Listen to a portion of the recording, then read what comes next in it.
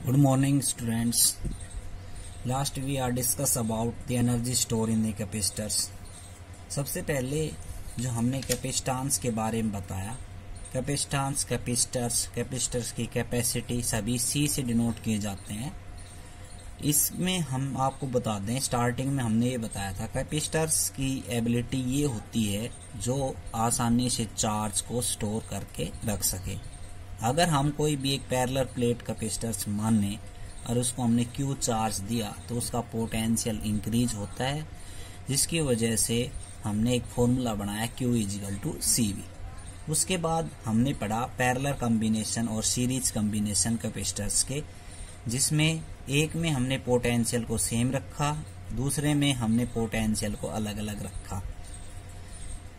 Parallel combination में potential same था, charge अलग था, तो Q = CV वाला फॉर्मूला लगाना है आपको और पैरेलल प्लेट कैपेसिटर्स पे वैल्यू हमने निकाली Cp = C1 + C2 + C3। ऐसे ही हमने पीछे सीरीज कॉम्बिनेशन के केस निकाले 1/Cs = 1/C1 + C2 + C3। फिर हमने एनर्जी स्टोर इन कैपेसिटर्स पढ़ा, एक कैपेसिटर्स के अंदर कितनी एनर्जी स्टोर हो सकती है। तो हमने कोई पैरेलल प्लेट कैपेसिटर्स मानना था, उसमें हमने सपोज किया शुरू के अंदर चार्ज 0 है। जैसे हमने स्मॉल चार्ज दिया तो हमें वर्क डन करना पड़ा, तो वर्क डन कितना था, पोटेंशियल मल्टीप्लाई में चार्ज, तो पोटेंशियल की वैल्यू कितनी आई, चार्ज अपॉन में C कैपेसिटर्स। अब वो वैल्यू हमने वर्क डन के अंदर पुट की और फिर इंटीग्रेशन किया तो हमारी वैल्यू आई एनर्जी की अलग अलग। 3 वैल्यू बताई थी मैंने, हाफ Q² अपॉन में C, और एक वैल्यू आई हाफ CV² और तीसरी वैल्यू आई हाफ QV। अब वो तीनों वैल्यू का हम यूज करके एनर्जी इन कॉम्बिनेशन आज पढ़ेंगे। तो सबसे पहले आज के जो टॉपिक्स हैं उनको आपको सिर्फ रीड करना है, एग्जाम भी वो पॉइंट्स इतने इम्पोर्टेंट नहीं है और अब तक जो करवाए हैं वो इम्पोर्टेंट है एग्जाम ऑफ व्यू पॉइंट के लिए। तो एनर्जी इन कॉम्बिनेशन हम स्टार्ट करते हैं। तो सीरीज कॉम्बिनेशन के अंदर क्या होता है, सभी जो कैपेसिटर्स की जो एनर्जी है वो सीरीज के अंदर ऐड होती है। तो एनर्जी का फॉर्मूला हमने बताया U = हाफ Q² अपॉन में CS, ये फॉर्मूला था, इसका हमें यूज करना है। अब U = हाफ Q² अपॉन में CS को हम तोड़ सकते हैं सीरीज कॉम्बिनेशन के अंदर 1/C1 + 1/C2 + 1/C3 and so on. फिर हमने Q और हाफ से अंदर मल्टीप्लाई कर दिया, Q² upon 2C1 + Q² upon 2C2 + Q² upon 2C3 and so on. तो ये जो है U1 की वैल्यू है, Q² अपॉन में 2C1 एनर्जी की वैल्यू है, तो इसको हमने U1 से डिनोट कर दिया, इस एनर्जी को U2 से। इस प्रकार से कॉम्बिनेशन बन गई एनर्जी की। पैरेलल कॉम्बिनेशन के अंदर भी हमने हाफ CV² का फॉर्मूला याद रखना है। तो हाफ CV, तो CP पैरेलल के अंदर कॉम्बिनेशन का फार्मूला होता है C1 + C2 + C3। ऐसे ही अंदर मल्टीप्लाई कर देंगे तो ये जो एनर्जी बनेगी वो U1 बन गई, ये U2 बन गई, ये U3। ये पैरेलल और सीरीज कॉम्बिनेशन एनर्जी के हैं। उसके बाद आता है कॉमन पोटेंशियल। कॉमन पोटेंशियल का मतलब पोटेंशियल का कॉमन होना। पोटेंशियल कॉमन कब होगा, अगर हम 2 पैरेलल प्लेट कैपेसिटर्स मान लें और उस किसी एक्सटर्नल बैटरी के साथ उसको कनेक्ट कर दें। कनेक्ट करने के बाद जैसे हम एक कैपेसिटर्स को चार्ज देंगे तो उसका पोटेंशियल बढ़ जाएगा। फिर वो पैरेलल कॉम्बिनेशन के अंदर होगा तो धीरे धीरे दूसरे कैपेसिटर्स के अंदर चार्ज जाएगा तो धीरे धीरे दोनों कैपेसिटर्स के अंदर पोटेंशियल की वैल्यू क्या हो जाएगी, कॉमन, मतलब सेम हो जाएगी। तो सेम हो गई तो उस समय पोटेंशियल को कॉमन पोटेंशियल हम कहेंगे। तो when transfers of charge from one capacitors to another capacitors then charge flow higher potential to lower potential. हमेशा चार्ज कैसे फ्लो करता है, हायर पोटेंशियल से लोअर पोटेंशियल। हायर पोटेंशियल का मतलब ये होता है बैटरी का जो पॉजिटिव टर्मिनल्स होता है वो हायर पोटेंशियल होता है और नेगेटिव जो टर्मिनल्स होता है वो क्या होता है, लोअर पोटेंशियल। तो चार्ज फ्लो कैसे होता है, हायर पोटेंशियल से lower potential. Potential till becomes equal, तो पोटेंशियल जब चार्ज फ्लो करेगा तो पोटेंशियल बढ़ेगा, धीरे धीरे वो दोनों कैपेसिटर्स का चार्ज बराबर हो जाएगा तो पोटेंशियल कॉमन हो जाएगा, उसको हम कॉमन पोटेंशियल कहेंगे। इसका छोटा सा प्रूफ है, क्या है, let's consider two capacitors of capacity C1 and C2। दो कैपेसिटर्स मान लिए, उनके कैपेसिटेंस या कैपेसिटी की वैल्यू C1 और C2 है, दे विल बी चार्ज। अब उनको हमने चार्ज देना शुरू कर दिया क्योंकि हमें कॉमन पोटेंशियल चाहिए, ठीक है। तो जब हमने चार्ज देना शुरू किया, जब उनके अंदर अलग अलग पोटेंशियल की जो वैल्यू है वो है V1 एंड V2।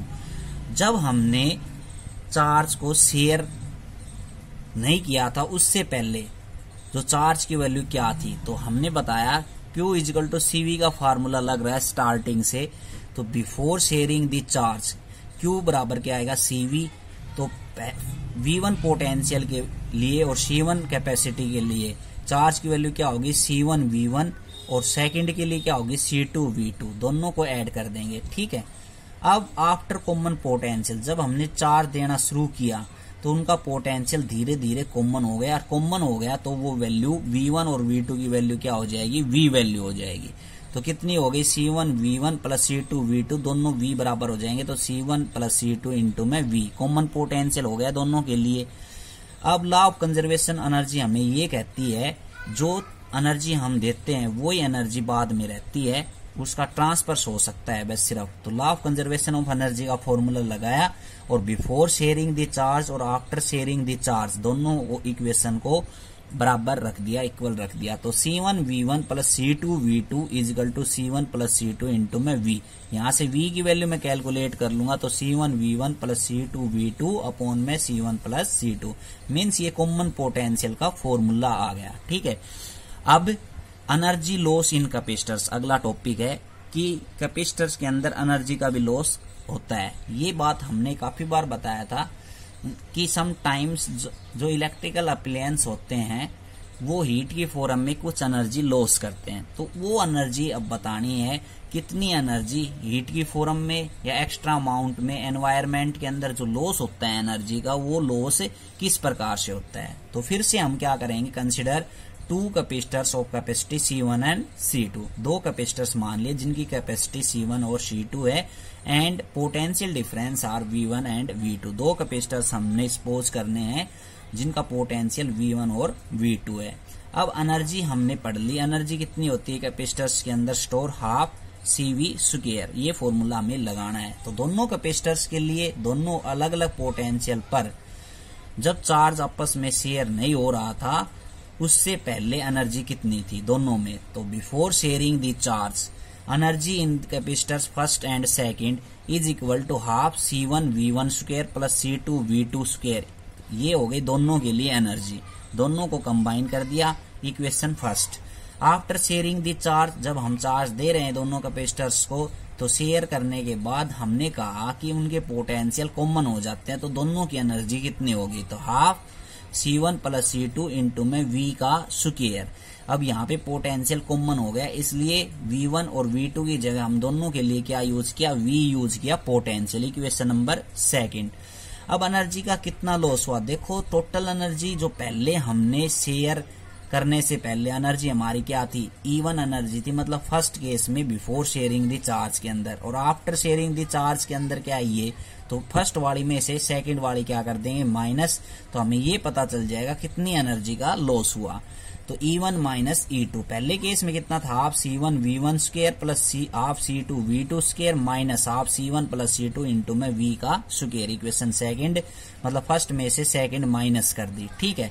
अब आगे आपको V की वैल्यू रखनी है कॉमन पोटेंशियल, और कॉमन पोटेंशियल की वैल्यू क्या है, C1 V1 plus C2 V2 upon में C1 प्लस C2।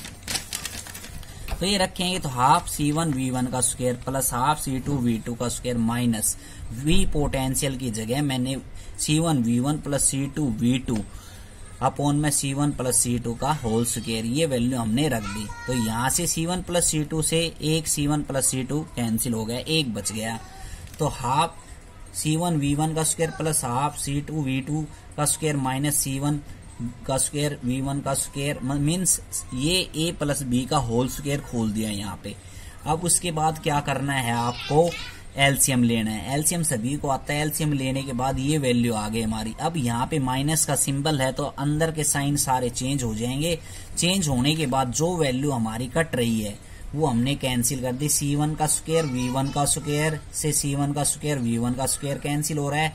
C2 का स्क्वायर V2 का स्क्वायर से C2 का स्क्वायर V2 का स्क्वायर कैंसिल हो रहा है। तो अपने पास जो वैल्यू बच गई वो क्या बचेगी? वो वैल्यू अपने पास बचेगी क्या? डेल एनर्जी, मतलब चेंज इन एनर्जी। कितनी एनर्जी का लॉस हुआ? C1 C2 V1 का square plus C1 C2 V2 का square minus 2 C1 C2 V1 V2। ठीक है, अपोन में नीचे क्या आ जाएगा? Half C1 plus C2। अब V1 का square plus V2 A minus B का होल स्क्वायर का फॉर्मूला बन रहा है। तो यहाँ पे हम क्या लिख देंगे? V1 माइनस V2 का होल स्क्वायर। ये अपनी एनर्जी इतनी है C1 C2 V1 minus V2 का होल स्क्वायर अपोन में 2 C1 प्लस C2। ये एनर्जी हमारी बच गई। इस एनर्जी, इतनी एनर्जी का क्या होता है? लॉस होता है। अगला टॉपिक आता है डाइलेक्ट्रिक्स। डाइलेक्ट्रिक्स क्या होते हैं? डाइलेक्ट्रिक इंसुलेटर की तरह बिहेव करते हैं। डाइलेक्ट्रिक इंसुलेटर की तरह बिहेव करते हैं। तो इंसुलेटर का मतलब ये होता है जिसमें हम इलेक्ट्रिसिटी आसानी से पास नहीं कर सकते। तो वो क्या होते हैं? इंसुलेटर्स। जैसे फॉर एग्जाम्पल्स, जैसे वैक्स है, पेपर है, वुड है, ये इनके एग्जाम्पल्स हैं। ये दो प्रकार के होते हैं डाइलेक्ट्रिक्स। एक होता है नॉन पोलर डाइलेक्ट्रिक, एक होता है पोलर डाइलेक्ट्रिक। केमिस्ट्री के अंदर भी आएगा ये टॉपिक। नॉन पोलर डाइलेक्ट्रिक्स क्या होते हैं? The centre of positive charge coincide to the centre of negative charge. इसका मतलब ये है कि एक ऐसा डाइलेक्ट्रिक जिसका सेंटर आपस में कोइंसाइड होता है, मिलता है। जैसे example nitrogen, oxygen, hydrogen, benzene, methane etcetera. अब हाइड्रोजन का एक एग्जांपल लिया तो एक हाइड्रोजन का मॉलिक्यूल, दूसरा हाइड्रोजन का मॉलिक्यूल, मतलब H2 हो गया। और H2 के सेंटर ऑफ पॉजिटिव चार्ज और H2 इस सेंटर ऑफ नेगेटिव चार्ज, दोनों आपस में क्या हो रहे हैं? कोइंसाइड हो रहे हैं। तो ये क्या होते हैं? Non polar dielectrics. Polar dielectrics इसका अपोजिट होता है। इसमें centre of mass of positive charge does not coincide with centre of negative charge. इनकी जो शेप होती है एसिमेट्रिक शेप होती है, मतलब सिमेट्रिकल शेप नहीं होती। सिमेट्रिकल शेप का मतलब ये होता है शेप का सही। जैसे ट्रायंगल की एक शेप है, फिक्स शेप है, वो सिमेट्रिकल शेप है। रेक्टेंगल की शेप है, सिमेट्रिकल शेप है। और जो जिनकी शेप की आकृति सही नहीं हो, मतलब उनकी एसिमेट्रिकल शेप कहलाती है वो। जैसे फॉर एग्जांपल यहाँ पे NaCl है, एल्कोहल है, H2O है। ठीक है, तो ये इनके क्या हैं? एग्जांपल्स हैं। तो इनकी शेप एसिमेट्रिकल शेप होती है। आगे अगला टॉपिक है डाइलेक्ट्रिक पोलराइजेशन। डाइलेक्ट्रिक पोलराइजेशन का मतलब क्या है कि डाइलेक्ट्रिक इंसुलेटर्स होते हैं वो पोलराइज्ड कब होते हैं? पोलराइजेशन उनका कब होता है?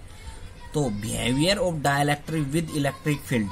तो इसमें हमने टॉपिक पढ़ना है कि डाइलेक्ट्रिक इलेक्ट्रिक फील्ड के अंदर प्लेस करते हैं तो क्या होता है। देखो, जब हम नॉन पोलर डाइलेक्ट्रिक्स को एक्सटर्नल इलेक्ट्रिक फील्ड के अंदर प्लेस करते हैं तो उनका centre of positive charge each molecules pull in the direction of the electric field and centre of negative charge is pulled in opposite direction of electric field. इसका मतलब ये है कि यहाँ पे अगर हम कोई भी नॉन पोलर डाइलेक्ट्रिक्स ले लें और उसमें एक्सटर्नल इलेक्ट्रिक फील्ड दे दें, यहाँ से पॉजिटिव चार्ज इलेक्ट्रिक फील्ड के अंदर रख दिया हमने, तो दूसरी प्लेट के ऊपर क्या आ जाएगा? नेगेटिव चार्ज आ जाएगा। और ये हमने क्या रख दिया? कोई भी नॉन पोलर डाइलेक्ट्रिक्स। और नॉन पोलर डाइलेक्ट्रिक्स के अंदर क्या है? एक पॉजिटिव चार्ज होता है, एक क्या होता है उनके ऊपर? नेगेटिव चार्ज, क्योंकि वो उनके सेंटर ऑफ कोइंसाइड करते हैं, centre of positive charge to centre of negative charge. अब इस पॉजिटिव चार्ज की वजह से इलेक्ट्रिक फील्ड की वैल्यू ये हो गई E इस डायरेक्शन के अंदर, और इस नेगेटिव चार्ज की वजह से इलेक्ट्रिक फील्ड की वैल्यू ये हो गई E नोट ले लो, E ले लो, एक ही बात है। तो ये इधर इस तरफ खींचेगा, ये नेगेटिव चार्ज इसको अपोजिट डायरेक्शन के अंदर खींचेगा। तो अब ये क्या हो जाएगा? थोड़ी देर बाद अपनी अपनी इलेक्ट्रिक फील्ड की ताकत से ये सेपरेट हो जाएंगे, और सेपरेट हो जाएंगे तो इनकी जो शेप है वो इस प्रकार से हो जाएगी, और इस प्रकार से हो जाएगी। तो ये क्या बन गए? पोलराइज्ड हो गए। ये क्या हो गए? पोलराइज्ड। और एक टिन्नी डाइपोल का रूप धारण लेते हैं। और टिन्नी डाइपोल का मतलब हमने बता रखा है two equal and opposite charge, they are separated by some distance, is called electric dipole moment. Electric dipole moment क्या होता है, दो इक्वल एंड अपोजिट चार्ज जो एक स्मॉल डिस्टेंस के ऊपर सेपरेट होते हैं तो वो डाइपोल का काम करते हैं। तो ये डाइलेक्ट्रिक पोलराइजेशन के अंदर हम उनको नॉन पोलर डाइलेक्ट्रिक को इलेक्ट्रिक फील्ड के अंदर रखेंगे तो वो पोलराइज्ड हो जाते हैं। क्या हो जाते हैं, पोलराइज्ड। ऐसा ही हमने एक डायग्राम भी शो किया हुआ है यहाँ पे कि एक पैरेलल प्लेट ली और पैरेलल प्लेट के अंदर नॉन पोलर डाइलेक्ट्रिक रखे तो इस तरफ ई नोट इलेक्ट्रिक फील्ड लगी पॉजिटिव चार्ज की वजह से और equal and opposite negative charge की वजह से ईपी इलेक्ट्रिक फील्ड लग रही है। तो टोटल इलेक्ट्रिक फील्ड कितनी हुई, तो ई नोट माइनस में ईपी क्या हो गई, टोटल इलेक्ट्रिक फील्ड हुई। अब रिजल्ट क्या निकला, कंक्लूजन क्या निकला, तो hence each molecules become a tiny dipole with a dipole moment parallel to the external electric field. External electric field के पैरेलल प्रत्येक जो नॉन पोलर डाइलेक्ट्रिक्स थे वो डाइपोल की तरह बिहेव कर रहे हैं, तो वो इसका मतलब ये है वो पोलराइज्ड हो गए। ठीक है, अब इसमें जो डाइपोल मोमेंट होता है पी, जब नॉन पोलर डाइलेक्ट्रिक एक डाइपोल की तरह बिहेव कर रहे हैं, जब उनको इलेक्ट्रिक फील्ड के अंदर प्लेस किया है तो वो डाइपोल मोमेंट किसके डायरेक्टली प्रोपोर्शनल होता है, इलेक्ट्रिक फील्ड के। मींस जितनी इलेक्ट्रिक फील्ड लगाई उतना ही नॉन पोलर डाइलेक्ट्रिक पोलराइज्ड हो गया, इलेक्ट्रिक फील्ड की वजह से एक डाइपोल मोमेंटम बढ़ गया। तो इलेक्ट्रिक फील्ड बढ़ी तो डाइपोल मोमेंट बढ़ा, तो P is directly proportional to E हो गया। इसमें दो कांस्टेंट हमने मान लिए, एक अल्फा एक एप्सिलॉन नॉट, और प्रोपोर्शनलिटी का निशान यहां से हटाएंगे तो अल्फा इसको कहेंगे मोलिक्यूल्स पोलराइजिबिलिटी। ठीक है, ये कांस्टेंट है। तो नेट इलेक्ट्रिक फील्ड यहां से कितने है, E बराबर E नोट माइनस में EP। उससे अगला टॉपिक आता है डाइलेक्ट्रिक कांस्टेंट। अब ये इलेक्ट्रिक फील्ड के केस में डाइलेक्ट्रिक कांस्टेंट है, वहां पे चार्ज की वजह से डाइलेक्ट्रिक कांस्टेंट हमने पढ़ा था। तो it is the ratio of the total electric field applied to the reduce electric field is called dielectric constant. देखो हम जब इलेक्ट्रिक फील्ड अप्लाई करते हैं तो पॉजिटिव चार्ज की वजह से इलेक्ट्रिक फील्ड होता है और नेगेटिव चार्ज की वजह से, तो कितना इलेक्ट्रिक फील्ड रिड्यूस हुआ, तो वो इलेक्ट्रिक फील्ड ई नोट में से हम क्या कर देंगे माइनस, क्योंकि स्टार्टिंग में हमने क्या ई नोट इलेक्ट्रिक फील्ड शो किया है डायग्राम के अंदर, तो उसमें से रिड्यूस इलेक्ट्रिक फील्ड कितनी हुई E, तो ई नोट माइनस में EP E electric field reduce हो गई। इन दोनों का रेशियो टोटल इलेक्ट्रिक फील्ड का और रिड्यूस इलेक्ट्रिक फील्ड का रेशियो डाइलेक्ट्रिक कांस्टेंट कहलाता है। और लास्ट टॉपिक आज का इलेक्ट्रिकल ससेसिबिलिटी। तो जब हमने ये सारी चीज पढ़ी उसमें हमने क्या फाइंड आउट किया, it was find out that dipole moment P is directly proportional to reduce value of electric field. देखो डाइपोल मोमेंट हमने बताया पीछे भी इलेक्ट्रिक फील्ड के क्या है, डायरेक्टली प्रोपोर्शनल। अब यहां से कांस्टेंट वैल्यू हटाएंगे तो इसका नाम देंगे जाई, और ये जाई क्या कहलाती है, इलेक्ट्रिकल ससेसिबिलिटी कहलाती है। ठीक है, तो आज के लिए इतना ही, थैंक यू।